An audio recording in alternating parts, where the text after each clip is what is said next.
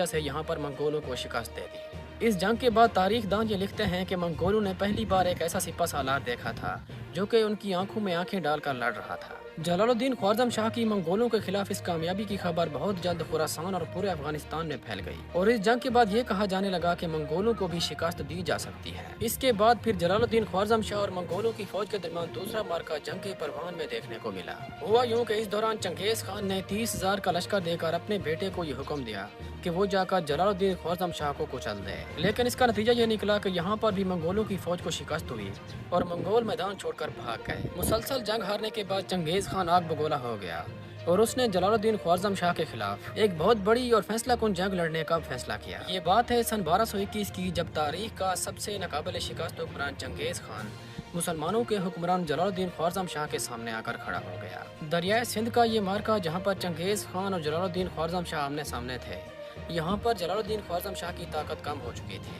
ख्वारज़म शाह की ताकत इसलिए कम हो चुकी थी क्योंकि उसकी आर्मी के कुछ अहम जर्नल जिनका ताल्लुक अफगानिस्तान से था, वो लोग माले गनीमत की वजह से आपस में लड़ पड़े और जंग से पहले मैदान छोड़कर भाग गए। जलालुद्दीन ख्वारज़म शाह ये जानता था कि चंगेज खान किसी भी सूरत में चुप नहीं बैठेगा और वो हर सूरत अपना बदला लेना चाहेगा। इसलिए जब जलालुद्दीन ख्वारज़म शाह के सर पर चंगेज खान जैसी आफत मंडला रही थी, इस सूरत में जब अफगानिस्तान के कुछ अहम जर्नलों ने उससे गद्दारी की, तो ख्वारज़म शाह ने हिंदुस्तान की तरफ हिजरत करने का फैसला किया ताकि वहां जाकर दोबारा कुव्वत को मुनज़्ज़म कर सके और चंगेज खान का मुकाबला कर सके। जलालुद्दीन ख्वारज़म शाह जब दरियाए सिंध के